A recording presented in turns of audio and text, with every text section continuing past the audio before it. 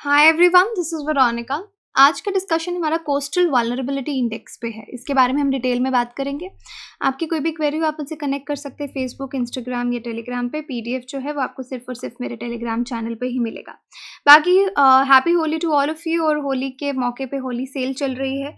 033 code use करके आप दो फ़ायदे यहाँ पे पा सकते हैं, डबल वैलिडिटी और 33% एक्स्ट्रा डिस्काउंट। आज के दिन ही ये वैलिड है। चलिए अब डिस्कशन शुरू करते हैं। इनकॉइस यानी Indian national centre for ocean information services, ocean से रिलेटेड इंफॉर्मेशन और रिसर्च पे ये लोग काम करते हैं। और यहाँ पे कोस्टल वल्नरेबिलिटी असेसमेंट किया गया है जितनी भी हमारी इंडियन कोस्ट है स्टेट लेवल पे। तो एक मैप निकाला गया है, अराउंड 156 मैप्स एटलस बनाया गया है जिसमें आपके 156 मैप्स हैं। स्केलिंग उसकी 1:1 लाख स्केल्स पे प्रिपेयर किया गया है। ये आपका कोस्टल वल्नरेबिलिटी इंडेक्स। वल्नरेबिलिटी क्या होती है कि कोई चीज़ कितने खतरे में है, इसका इंडेक्स निकाला गया है कि कौन सी जगह पे कितना खतरा है, लोगों को कितना खतरा हो सकता है, जगह को कितना खतरा हो सकता है, on the basis of various factors that we'll discuss. ये प्रिंट मीडिया में भी आप इसके बारे में पढ़ सकते हैं। अब ये जो कोस्टल वल्नरेबिलिटी इंडेक्स है, शॉर्ट में इसको CVI बोलेंगे। अब इसको अगर आप देखेंगे, गुजरात के 124 कोस्टल किलोमीटर्स, गुजरात जो स्टेट है उसका जो कोस्टल एरिया है 124 किलोमीटर्स है, वो इफेक्ट हो सकता है। 5.36% ज़्यादा वल्नरेबल है। महाराष्ट्र में 11 किलोमीटर परसेंटेज दी हुई है, आगे आप देख सकते हैं टोटल में से। कर्नाटका गोवा का 48 kilometre, Kerala 15 kilometre, Tamil Nadu 65, Andhra Pradesh 6, Orissa 37, waste Bengal 49, Lakshadweep 1, Andaman islands जो है 24 और निकोबार जो है 8 किलोमीटर। आगे परसेंटेज इन्होंने बता रखी है। अब इन मैप्स में कोस्टल रिस्क पता चलते हैं किन वजह से, कि फ्यूचर में सी लेवल कितना राइज होगा, फिजिकल या जियोलॉजिकल जो आपके पैरामीटर्स हैं उन पे इंडियन कोस्ट पे क्या फ़र्क पड़ेगा, और रिलेटिव रिस्क देखा जाता है कि फिजिकल चेंजेस सी लेवल राइज की वजह से क्या होंगे, और उसके कुछ पैरामीटर्स हैं जैसे टाइडल रेंज देखी जाती है, वेव की कितनी हाइट हो जाएगी, कोस्टल स्लोप क्या रहेगा, कोस्टल एलिवेशन कितना है, shore line change rate, geomorphology. तो ये फैक्टर्स हैं, इस पे ये वल्नरेबिलिटी असेसमेंट जो है वो की गई है। तो यहाँ पे ये पैरामीटर्स इसीलिए बनाए गए हैं कि हज़ार्ड जोन्स पता चले कौन सा एरिया ज़्यादा खतरे में है। लो लाइंग एरियाज़ पे जो अगर बहुत ज़्यादा पानी आ जाता है, एक्सट्रीम फ्लडिंग इवेंट हो जाता है तो कितना नुकसान होगा। और ये मैपिंग इसलिए पूरे मेनलैंड इंडिया के लिए भी की गई थी एक बार, लेकिन ये वाली कोस्टल एरियाज़ के लिए की गई है। मेनलैंड के लिए की गई थी, उसका स्केल 1:25,000 था, ये 1:1 लाख स्केल्स पे है। अब सिग्निफिकेंस क्या है CVI का, कि आप इंडिया की कोस्ट लाइन देख लीजिए, 7,516.6 किलोमीटर है टोटल कोस्ट लाइन, जिसमें आपका मेनलैंड कोस्ट लाइन हमारी 6,100 किलोमीटर प्लस जो हमारे आइलैंड्स हैं इंडिया के उनकी कोस्ट लाइन 1,197 मिला के, जिसमें आपके 13 स्टेट्स एंड यूनियन टेरिटरीज आते हैं। तो डेफिनेटली काफ़ी अच्छा डेटा हमारे पास यहाँ पे आ जाएगा। अब इस तरह के इंडेक्स का फ़ायदा यही होता है कि जब हमको मुसीबत का अंदाज़ा हो गया कि अगर ये प्रॉब्लम हुई तो कितना नुकसान होगा, तो हमारी प्रिपरेशंस, हमारे प्रिकॉशनरी मेजर्स, हमारे रिलीफ मेजर्स उस पर हम डिज़ाइन कर सकते हैं।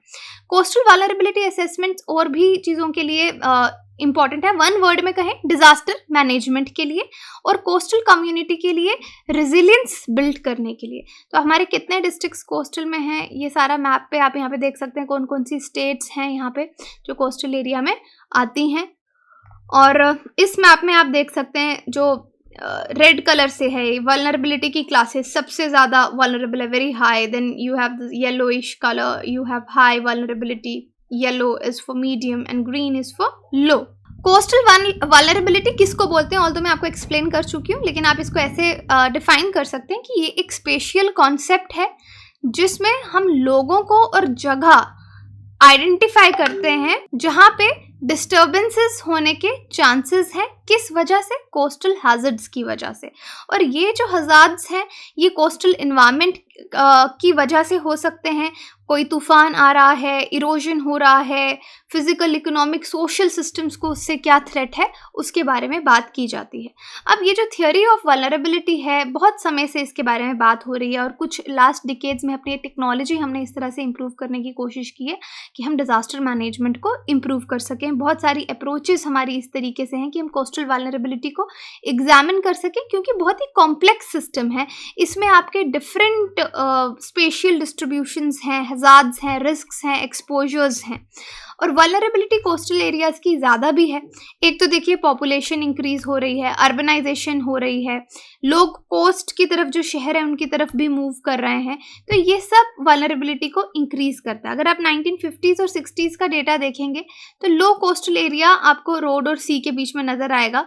अब लो लाइंग एरियाज़ आपको जो नज़र आ रहे हैं उनमें बहुत ज़्यादा पॉन्ड्स एंड मैंग्रोव्स हैं, लेकिन आने वाले समय में अगर कोई एक्सट्रीम फ्लडिंग का इवेंट होता है तो वो एरियाज़ हमारे नहीं रहेंगे और उनमें ज़्यादा नुकसान भी होगा। अब जिस तरह से टूरिज़्म भी इंक्रीज़ हो रहा है, बहुत सारे टूरिस्ट कोस्टल एरियाज़ पे जाते हैं आज के दिन में, और लो लाइंग एरियाज़ जहाँ पे ज़्यादा खतरा है वहाँ पे लोगों ने घर भी बना दिए हैं, होटल्स बना दिए हैं, रोड्स बन गई हैं, इंफ्रास्ट्रक्चर बन गया, तो नुकसान होने के चांसेस भी उतना है, क्योंकि लो लाइंग एरिया है तो पानी वहाँ पे उतना ज़्यादा आएगा और इस तरह का कोई इवेंट होता है तो उतना ज़्यादा नुकसान भी होगा। क्योंकि ऑलरेडी जो क्या फॉलो किया गया, डिस्ट्रक्टिव डेवलपमेंट प्रैक्टिसेस देखी गई हैं जिससे वल्नरेबिलिटी इंक्रीज हो गया। पहले अगर कोई लो लाइंग एरिया होता था वहाँ पे लोग नहीं रहते थे, तो अगर कोई स्टॉर्म, तूफान, साइक्लोन आ रहा है, पानी वहाँ पे भर रहा है तो नुकसान नहीं होता था, क्योंकि वहाँ पे कोई इंफ्रास्ट्रक्चर नहीं था, लोग नहीं थे। लेकिन अब डेवलपमेंट एक डिस्ट्रक्टिव तरीके से हुई है तो वहाँ पे लोग बस गए, होटल्स आ गए हैं। सपोज कल को वहाँ पे लोग होते हैं और कोई इस तरह का ऐसी अनहोनी हो जाती है तो कितना मुश्किल हो जाएगा लोगों को वहाँ से निकालना। अब बीचेस या ड्यून्स हैं, मैंग्रोव्स हैं, ये नेचुरल प्रोटेक्टिव बैरियर्स हैं, लोगों इनको भी काटना शुरू कर दिया है। डिफॉरेस्टेशन का ही पार्ट समझ लीजिए, माइनिंग होना शुरू हो गई है, सैंड कंस्ट्रक्शन शुरू हो गई है, व्यू को एनहांस करने के लिए कुछ भी किया जा रहा है, तो उससे हमने इन एरियाज़ को ज़्यादा वल्नरेबल बना दिया है कोस्टल हज़ार्ड्स के लिए। कोस्टल इरोजन की बात देखिए दिस इज़ इस पिक्चर में आपको कोस्टल इरोजन का एक एग्जांपल नज़र आ रहा है। इसका मतलब जो लैंड है बीच के साथ साथ या बीच के सेडिमेंट्स जब हट जाते हैं हाई विंड्स की वजह से, पानी की वजह से, ड्रेनेज की वजह से, वेव्स की वजह से, वेव करंट्स की वजह से, टाइडल करंट्स की वजह से, उसको हम कोस्टल इरोजन कहते हैं। रीजंस क्या है? अगर हम मिनिस्ट्री ऑफ एनवायरनमेंट की माने तो 40% इंडिया की कोस्ट लाइन जो है हाई, मीडियम और लो कोस्टल इरोजन से इफेक्टेड है। वेव एनर्जी जो है एक मेन रीज़न इसका माना जाता है। और नेचुरल हैजर्ड्स में क्या आता है आपका? साइक्लोन्स आते हैं, थर्मल एक्सपेंशन आता है, सी वाटर आता है, स्टॉर्म सर्जेस आते हैं, सुनामी, ये सब नेचुरल हैजर्ड्स हैं जो कहीं पे भी हो सकते हैं। क्लाइमेट चेंज की वजह से हो रहे हैं, ह्यूमन एक्शन की वजह से हो रहे हैं, किसी की वजह से भी हो सकते हैं। ये आप देख सकते हैं कि इंडिया ने अपनी कोस्ट लाइन 1/3 कोस्ट लाइन हम ऑलरेडी खो चुके हैं सॉइल इरोजन की वजह से। 1990 और 2016 का ये रिपोर्ट हमको बताता है। अब इस एरिया को ही आप अगर देखेंगे, ये 13, 15, 17 और 2019 का पिक्चर है, तो आप देख सकते हैं कि काफ़ी चेंजेस यहाँ पे नज़र आती हैं। इरोजन हुआ है, वल्नरेबिलिटी यानी शोर लाइन चेंज है, आपकी शोर लाइन आपकी आगे बढ़ चुकी है। मिनिस्ट्री ऑफ अर्थ साइंसेज क्या बोलता है? 89% शोर लाइन जो है अंडमान निकोबार आइलैंड्स की इरोड हो चुकी है, ख़त्म हो चुकी है बे ऑफ बंगाल की वजह से। गोवा में हाईएस्ट परसेंटेज दिखता है हमको स्टेबल शोर लाइन का, और 62% coast gaining land Tamil Nadu has gain the newest shore line.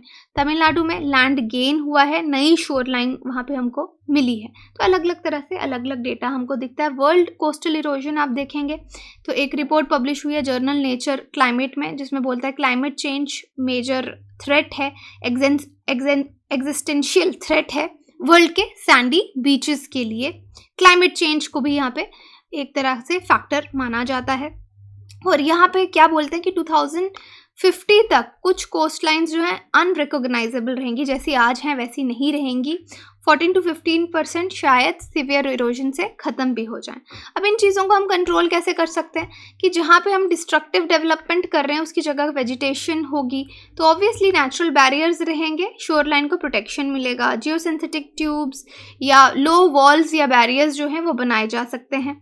India की गवर्नमेंट ने भी काफ़ी इनिशिएटिव लिए हैं कोस्टल मैनेजमेंट के लिए, जैसे national centre for sustainable coastal management है, integrated coastal zone management plan है, कोस्टल रेगुलेशन जोन है। इनके बारे में आप अलग अलग से भी पढ़ सकते हैं ब्रीफ कि इनमें इनिशिएटिव्स में क्या क्या किया गया है। अब जैसे ये सब जो है इनकॉइस के द्वारा कैरी ऑन किया गया है, तो ये इनकॉइस एक ऑटोनोमस ऑर्गेनाइजेशन है जो मिनिस्ट्री ऑफ अर्थ साइंसेज के अंदर आती है, हैदराबाद में है। 1999 में इस्टेब्लिश किया गया था इसको, और ये एक यूनिट है ESSO का। ESSO is your earth system science organisation, और मिनिस्ट्री इसका मतलब एग्जीक्यूटिव आर्म है, ये एक मिनिस्ट्री ऑफ अर्थ साइंसेज की जो पॉलिसी प्रोग्राम्स को इम्प्लीमेंट करते हैं।